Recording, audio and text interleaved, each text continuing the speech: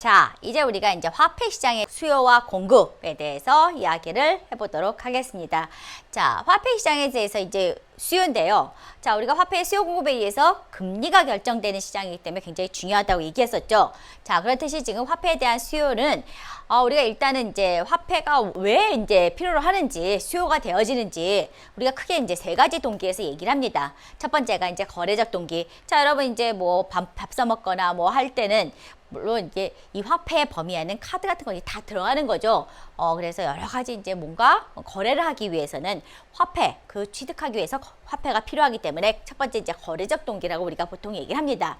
자, 그다음 예비적 동기 같은 경우에는요, 말하자면 쌈짓돈이라고 여러분 생각하시면 돼요. 미래에 어떤 일이 어떻게 일어날지 모르기 때문에 거기에 대해서 이제 우리가 몸 안에 지니고 있다든지 아니면 책갈피에 넣고 있는 것들, 이런 것들이 이제 어떻게 보면은 예비적 동기라고 할 수가 있겠죠. 자, 그 다음에 이제 투기적 동기라는 것은요, 화폐를 일종의 이제 투기 대상으로 이제 보는 케이스입니다.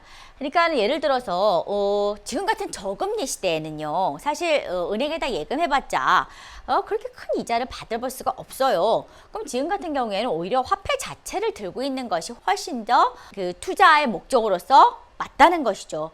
그랬을 때는 이제 은행에다 예금하면 거기 여러분 예금을 해도요, 이자가 붙잖아요. 그 이자에 대해서 또 10.4% 세금이 뛰어나갑니다. 그렇기 때문에 보통 이제 어떻게 보면 시간적인 가치를 생각한다면은 현금을 들고 있는 것이 훨씬 더 투자적인 상황에서 좋다. 그러면 이제 투기적인 동기에 의해서 화폐를 수요하게 되는데요. 여러분 PB라고 있죠? 우리 프라이뱅크 요즘에 은행 가면은 이렇게 또 다른 문이 이렇게 자동 문으로 쫙 돼 있잖아요. 거기 들어가면 이제 굉장히 좀 아늑한 광고가 돼 있는데요. 거기 보면은 은행 금고가 따로 있습니다. 그래서 개인별 금고가 이렇게 하나씩 돼 있는데요. 뭐 여러분 영화 같은 거 봤을 때 은행에 이제 금고를 팡 털었을 때 거기 보면 이렇게 착 하나하나 서랍식으로 된 그 금고 있잖아요. 그걸 갖다 우리가 이제 개인 금고라고 얘기를 하는데요. 그게 이제 한 가장 작은 거 이렇게 케이스 하나의 서랍을 갖다가 쫙 이렇게 보면요, 그 안에 이렇게 굉장히 이렇게 네모났습니다. 그러면은 그 안에 5만 원짜리 현금을 갖다가 차곡차곡 쌓아놓으면요, 과연 얼마까지 가져갈 수가 있을 것이냐, 보관할 수가 있을 것이냐. 그게 얼마일 것 같아요? 5만 원짜리를 쫙, 요즘에 사실 만 원짜리보다도요 5만 원짜리가 훨씬 보관하기엔 좋아요. 그래서 한동안 그랬었죠. 5만 원짜리를 그렇게 많이 찍어내는데도 불구하고 시중에 유통되는 것이 없다. 그거는 일종의 옛날에 저희 댁에 500원짜리가 처음 나왔을 때요, 사람들이 100원짜리 막 모으다가 500원짜리 모으면 둥둥하고 기분이 되게 좋아요. 그리고 액수도 굉장히 크잖아요. 그래서 500원짜리도 그 당시에 이제 풍기한상을 이는 저금통에 다 들어가는 바람에 5만원짜리도 마찬가지예요. 그렇게 많이 찍어내는데 사람들이 하나의 투기적 동기로서 현금을 보관하고 있는 그런 케이스가 되기 때문에 어떻게 보면 유통이 잘 안 된다라고 얘기를 하는데요. 자, 그렇게 개인 금고에다가 쫙 5만 원짜리를 넣으면요, 가장 작은 개인 금고에다가 5만 원짜리로 꽉 채울 수 있는 금액이요, 얼마 것 같아요? 40억이랍니다. 자, 40억이 되는 그날까지 여러분 5만 원짜리를 한번 쫙 모아보시기 바랍니다. 자, 일단 그 투기적 동기는 현금을 투자의 대상으로서 가지고 있는 것이 훨씬 나을 때 투기적 동기에 의해서 우리가 현금을 수요한다라고 얘기할 수가 있다는 겁니다. 자, 그래서 이제 이러한 여러 가지 동기에 의해서 우리가 화폐를 수요하게 되는데요. 자, 화폐 수요 곡선. 자, 화폐에 대한 수요 곡선은요. 자, 보시면은 이제 우리가 이제 수요 공급 굉장히 얘기 많이 했었죠. 자, 화폐에 대한 수요는요, 여러분 보시면은, 자, 보세요. 따로 그리겠습니다. 화폐에 대한 수요, 화폐의 수요 공급에 의해서 금리가 결정된다고 했습니다. 그래서 여기는 이제 금리가 들어가고요. 그 다음 여기는 이제 화폐 통화량이 들어갑니다. 그죠? 우리가 상품 시장에 량이듯이 화폐량, 통화량이 들어가고요. 화폐에 대한 수요는 금리에 대해서 우하향하는 그러한 모양을 그린다고 얘기합니다. 자, 여기 보시면은 화폐에 대한 수요, 그죠? 화폐에 대한 수요는 바로 금리에 대해서 금리. 자, 금리에 의해서 하나의 수요 곡선에 의해서 움직여진다. 그죠? 자, 그래서 금리가 높을 때는 화폐에 대한 수요가 줄어들고. 자, 왜 그러겠습니까? 금리가 높으면은 모토로 화폐를 들고 있으려고 하겠어요. 은행에다 예금을 하겠죠. 그렇기 때문에 화폐에 대한 수요가 줄어드는 것이고, 금리가 낮을 때는요, 오히려 현금을 들고 있는 것이 더 나을 수도 있습니다. 그래서 화폐에 대한 수요가 증가한다. 그래서 이렇게 우하향하는 모양을 그리는 바로 화폐에 대한 수요에 대해서 우리가 이야기할 수가 있습니다. 자, 그러면은 금리 이외에 다른 요인들이 작용을 하면, 다른 변수들이 작용을 하면은 화폐에 대한 수요 곡선 자체가 움직여지는 역할을 하겠죠. 자, 이렇게 떨어지거나 아니면은 화폐 수요 곡선이 가거나, 그죠? 자, 그래서 그 외의 요인으로서는, 자, 일단 여러분 한번 보세요. 물가가 상승하면, 물가가 높아지면, 자, 예를 들어서 1,000원 하던 것을 물가가 높아져가지고 2,000원이 됐어요. 그럼 화폐에 대한 수요는 어떻게 합니까? 자, 우리가 세 가지 동기 중에서 뭡니까? 거래적 동기, 예비적 동기, 투기적 동기 중에서 일단 거래를 하기 위해서 예전에는 1,000원만 있었으면 됐는데 이제는 2,000원이 있어야 되잖아요. 그만큼 화폐를 더 많이 수요하게 됩니다. 그래서 일단 물가가 높아지면은 거래적 동기에 의해서 우리가 화폐에 대한 수요가 증가한다고 볼 수가 있습니다. 그래서 자, 이렇게 이제 올라가겠죠. 이렇게 올라가는 케이스가 될 것이고, 만약에 그 다음에 국민 총 생산이 증가했다. 그죠? 국민 총 소득, 총 생산이 증가하면 그만큼 우리가 소득 수준이 높아지는 거잖아요. 그러면은 그만큼 어떻게 되겠습니까? 또 거래적 동기가 많이 일어나겠죠. 그럼 소득이 많아진 것만큼 소비를 많이 하게 될 테니까는 거래적 동기에 의해서 화폐에 대한 수요가 증가한다고 볼 수가 있습니다. 근데 여기서 하나 여러분 또 알아두시기면요. 지금 물가가 상승하면 거래적 동기에 의해서 화폐의 수요가 증가한다 그랬죠. 근데 자, 요거하고는 틀립니다. 물가가 상승하는 건 맞는데 물가가 상승하는 속도가 엄청나게 빨라요. 그러니까 자고 일어나면 확 물가 올라가고 자고 일어나면 확 물가 올라가고, 그럴 때 그러한 인플레이션 하에서는 여러분 화폐에 대한 수요가 어떻게 되겠습니까? 그냥 물가 자체가 올라가는 거에 대해서는 거래적 동기에서 화폐를 수요를 더 많이 하겠지만은 물가 상승률이 너무 빠르게 일어나면요, 사람들은 화폐 대신에 실물을 가지려고 합니다. 그래서 자, 여기서 하나 기억해 두시는 건, 물가 상승 자체는 화폐 수요를 증가하게 하지만은 물가 상승률이 빠르게 진행될 때는요, 그때는 어떻게 됩니까? 화폐에 대한 수요가 오히려 줄어든다. 왜냐하면은 자고 일어나면 물가 상승이면요, 실질적으로 화폐보다는 거기에 물가와 상응되어서 같이 상승하는 실물을 가지기를 원한다는 거죠. 그래서 화폐를 버리고 실물 자산으로 갈아타야 되기 때문에 물가 상승률이 너무 빠르면은 오히려 화폐에 대한 수요가 줄어듭니다. 하지만 물가 자체가 상승하는 거에 따라서는 거래적 동기에 의해서 화폐에 대한 수요가 증가한다라고 우리가 볼 수 있다는 겁니다. 자, 이거는 여러분 어렵지 않죠? 하나의 수요 곡선상에서는, 화폐에 대해서 수요 곡선상에서는 금리, 그죠? 변수가 금리고, 금리 이외에 변수가 작용했을 때는 화폐에 대한 수요 곡선 자체가 움직여진다. 됐죠? 자, 그 다음에 이제 공급 곡선으로 넘어가야 되는데요.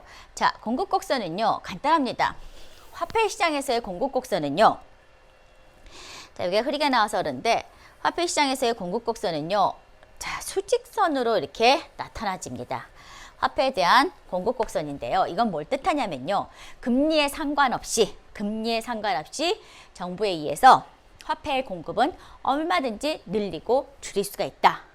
그러니까는 정부야 화폐 찍어내라 하면 확 찍어내면 금리에 상관없이 화폐의 공급을 늘릴 수가 있고, 그 다음에 화폐를 갖다 걷어들여라 추구 전략 하면은 화폐의 공급 자체를 줄일 수 있는, 그러니까 어떻게 보면은요, 사실 화폐의 공급을 갖다가 완벽하게 정부가 컨트롤할 수 있는 부분은 아닌 건 맞습니다. 아니에요.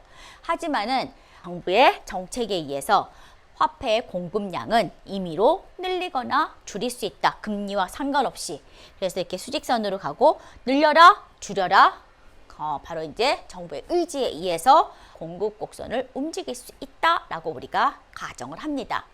자, 그렇게 해가지고 수요 공급이 들어가면 그 다음은 어떻게 합니까? 하나의 시장 안에서, 하나의 화폐 시장에서 수요하고자 하는 화폐, 그 다음에 공급하고자 하는 화폐를 갖다가 맞물려야 되겠죠. 그래야지만 화폐의 수요 공급에 의해서 바로 이제 금리가 결정되어지는 그런 케이스로 가는데요. 자, 제가 여기서 따로 하나 더 그리겠습니다. 자, 보시면요. 자, 여기는 금리, 여기는 통화량, 그죠? 화폐에 대한 수요, 화폐에 대한 수요와 그 다음에 화폐에 대한 공급은 정부에서 언제든지 조정이 가능하다 해가지고 바로 여기에서 금리가 균형 금리가 결정되어졌다고 우리가 얘기할 수가 있습니다. 자, 그래서 예를 들어서 지금 여기 한번 보세요. 금리가 이렇게 올라갔다, 그죠? 아니면 균형금리가 떨어질 수 있다.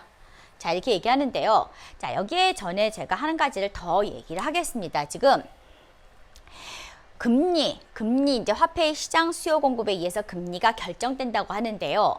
지금 여러분 제가 이제 계속 중앙은행에서 우리 한국은행에서 금리를 갖다가 금융통화위원회를 통해 가지고 금리를 올릴지 내릴지 항상 결정을 한다. 한 달에 한 번씩 금융통화위원회를 열고 페드 같은 경우에는 40일마다 한 번씩 바로 공개시장위원회를 열어가지고 금리를 결정한다고 얘기했었죠. 이러한 중앙은행이요 발표하는 금리는요.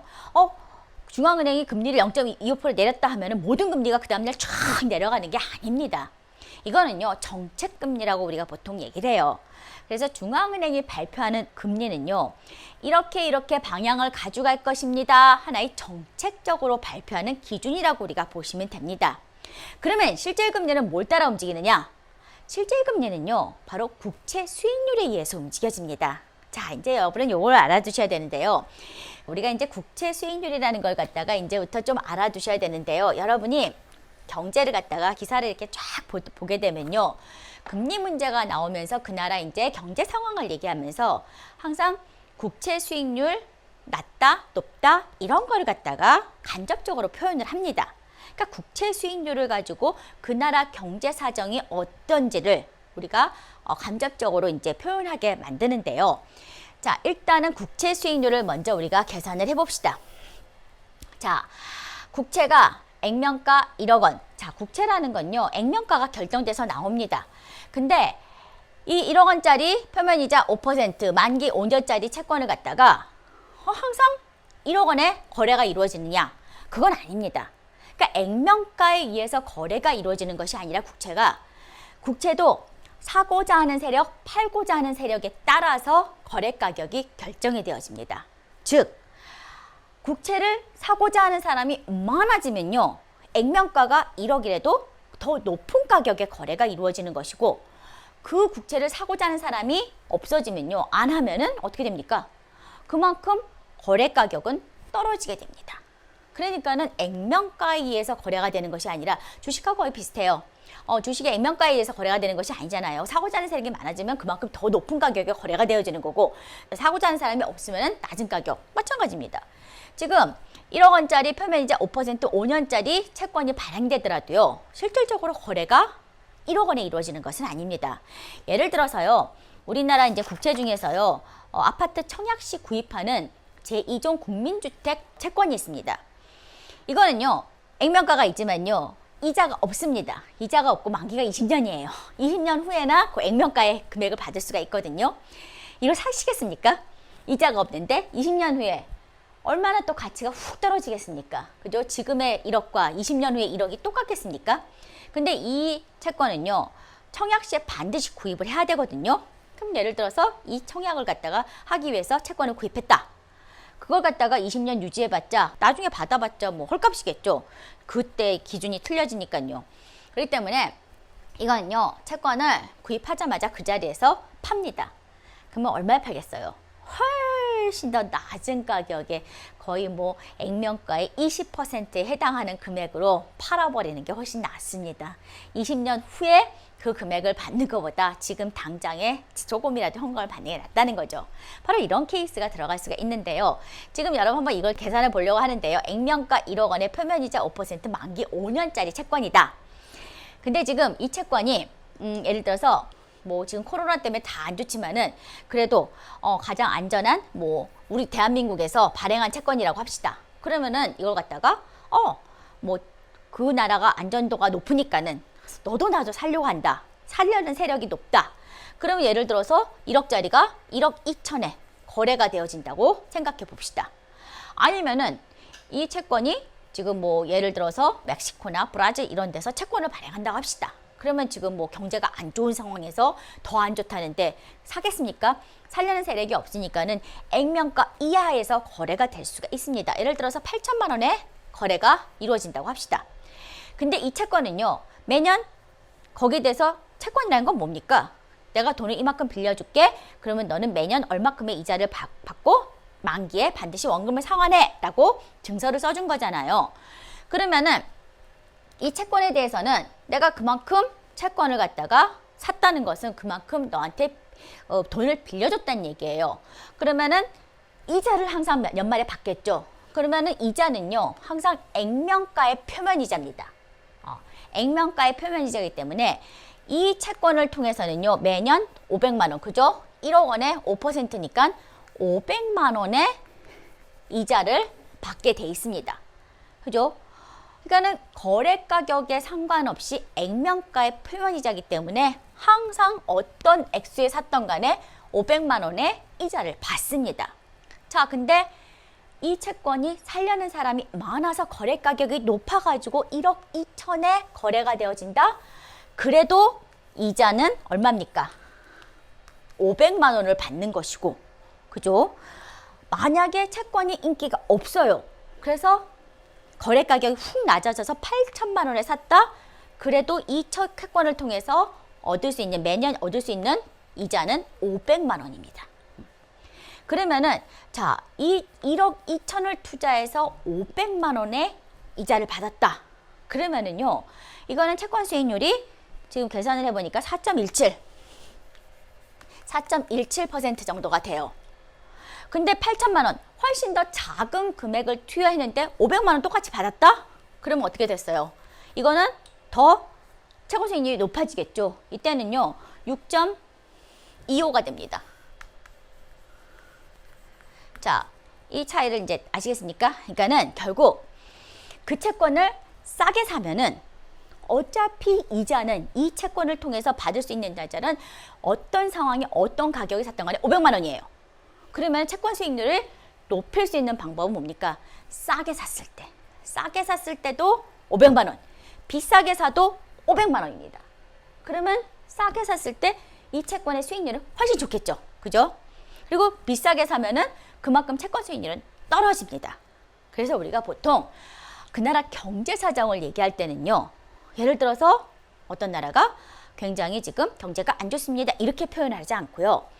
그 나라의 채권 수익률이 막 높아지고 있습니다. 채권 수익률이 높아지고 있습니다. 자, 이거는 어떤 표현일까요? 채권 수익률이 높아진다는 것은 그만큼 그 나라의 채권 가격이 떨어진다는 거죠. 왜 떨어지겠습니까? 안 살려고 하니까. 경제가 안 좋아서 원금을 잃어버릴 수도 있어? 하는 불안감 때문에 채권을 수요하려고 하지 않습니다. 그러니까 거래 가격이 막 떨어지는 거예요. 그러니까는 싸게 살수록 어차피 이자는 액면가의 표면이자이기 때문에 결국 뭡니까? 수익률이 높아져요. 그래서 우리가 경제가 좋아진다라고 얘기할 때는요, 이렇게 직접 화법을 쓰지 않고 채권 수익률이 점점 떨어지고 있다 이렇게 얘기하고, 경제가 안 좋아진다 이렇게 할 때는요, 그 나라 채권 수익률이 몇 퍼센트에서 몇 퍼센트로 올랐습니다 라고 얘기하면요, 이 나라 경제 사정이 이만큼 안 좋구나. 그죠? 그냥 단순히 너무 좋다, 너무 나쁘다, 별로 안 좋다 이렇게 쓰는 게 아니라 채권 수익률이 훅 하면은 그만큼 강도를 우리가 알 수가 있기 때문에 채권 수익률을 통해 가지고 바로 어떻게 보면은 경제 상황을 읽어나갈 수도 있다는 겁니다. 그래서 자, 기억하세요. 앞으로 이제 우리가 이제 중앙은행에서 발표하는 여러 가지 금리는요, 정책 금리, 이렇게 될 겁니다. 이렇게 따라가세요. 라고 하나의 기준으로서 발표해 주는 거고요. 그 다음에 실질적으로 실제 시장에서 움직여지는 금리는요, 바로 채권 수익률에 따라서 움직여져 갑니다. 그러니까 채권 수익률에 따라서 실질적인 금리가 움직여 간다 정도는 좀 알아두시기 바랍니다. 그래서 화폐 시장을 읽어갈 때는요, 바로 채권 수익률을 좀 여러분이 가져가셔야 돼요.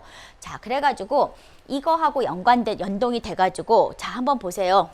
지금 아까 우리가 화폐 시장에서, 그죠? 금리, 통화량, 가지고 화폐에 대한 수요, 화폐에 대한 또 이게 습관적으로, 그죠? 화폐에 대한 공급은 수직이라 그랬죠? 화폐에 대한 공급 이렇게 되어집니다. 자, 여기서 균형 금리가 결정되어지는데, 자, 예를 들어서 실질적인 금리가 지금 시중 금리가 균형 금리보다 높다.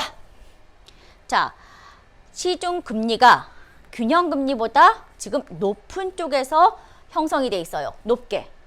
자, 그럼 어떻게 됩니까? 자, 이렇게 높게 형성되어지면은 지금 이만큼의 화폐에 대한 초과 뭡니까? 공급이죠. 지금 화폐가 시중에 초과 공급이 돼 있는 거, 수요보다 공급이 많은 거예요. 그러면 이 초과된 이 공급은 바로 채권 시장으로 넘어갑니다. 채권에 대한 수요가 어떻게 됩니까? 수요가 증가하게 되죠. 화폐가 공급이 늘어났어? 지금 남아돌고 있어? 그러면은 채권을 갖다가 매입하려고 합니다. 그 돈 가지고. 채권의 수요가 높아지면 채권의 가격은 높아지고, 그러면 채권 수익률은 어떻게 됩니까? 채권 수익률은 바로 떨어지는 측면으로 가져가겠죠. 자, 어디까지? 짠짠짠짠짠짠 균형까지. 그래서 바로 이 균형보다 높아진 이자는 바로 이러한 채권 수익률을 통해 가지고 다시 균형으로 수렴을 한다. 자, 반대로 한번 해봅시다. 만약에 지금 균형금리보다 바로 균형금리보다 실질 시중금리가 낮게 형성이 됐어요. 자, 그럼 항상 경제라는 것은 뭐라 했어요? 다시 안전한 장치다. 균형을 향해서 달려가겠죠. 자, 그럼 어떻게 됩니까? 이때 화폐에 대한 이만큼의 뭐예요? 초과 수요가 증가하죠. 이제는 살려는 화폐를 가지려는 사람들이 많아져요. 그러면 여윳돈이 없기 때문에 채권의 수요가 낮아지고 채권에 대한 가격이 살려는 사람이 없으니까 떨어지겠죠. 자, 그러면은 채권에 대한 수익률은 올라가겠죠. 채권의 가격이 떨어지면은 그만큼 채권 수익률은 올라가겠죠. 어디까지? 균형까지. 자, 이렇게 해가지고 실질적으로 금리라는 것은 바로 이 채권 수익률을 통해 가지고 시중에서 움직여 가지고 다시 균형으로 수렴을 한다. 됐습니까? 그래서 우리가 이제 여기 보시면은 그 균형을 얘기하는 데서 이제 케인즈의 유동성 선호 이론이라는 것이 나와요. 유동성 선호 이론이라는 건 무엇이냐면요. 자, 유동성이라는 게 뭡니까? 유동성이라는 것은 우리가 이제 경제에서 유동성이라는 것은 얼마나 손실을 보지 않고 빠르게 현금화시킬 수 있느냐. 이걸 유동성이라고 얘기를 해요. 그러면 유동성이 가장 높은 것은 바로 현금이겠죠. 그죠? 자, 그러면은 여러분 한번 보세요. 이자라는 것은 뭐냐? 이자라는 것은 지금 내가 100만 원을 들고 있는데 이자를 10% 준대. 1년 만기로. 그러면은 그래, 내가 지금 100만 원의 유동성을 포기하고 1년 뒤로 미룬 다음에 거기에 대한 대가로서 이자를 받는 거잖아요. 그러면 이자라는 것을 우리가 조금 더 멋있게 얘기하면요. 바로 지금 현재 유동성을 포기한 대가. 됩니까? 내가 지금 100만 원 쓸 수가 있는데 이 유동성을 포기한 대가로 1년 뒤에 내가 10% 이자를 더 얹을 수 있다. 그죠? 그래서 이자라는 것은 유동성을 포기한 대가라고 우리가 보통 얘기하는데요. 바로 유동성 선호이라는 건 뭘 뜻하냐면요. 이 금리라는 것은 얼마나 시중에서 유동성을 선호하느냐에 따라서 금리가 결정되어진다. 시중에서 유동성, 현금을 막 가지려고 하면은 금리는 어떻게 됩니까? 나도 현금 필요해 하면은 금리가 훅 올라가요. 반면에 나도 돈 많아, 현금 필요 없어, 돈 필요 없어, 화폐 필요 없어. 그러면은 어떻게 돼요? 금리는 훅 떨어진다는 겁니다. 그래서 유동성 선호 이론이라는 것은 얼마나 화폐를 선호하느냐에 따라서 금리가 결정되어진다라고 여러분이 보시면 될 것 같습니다.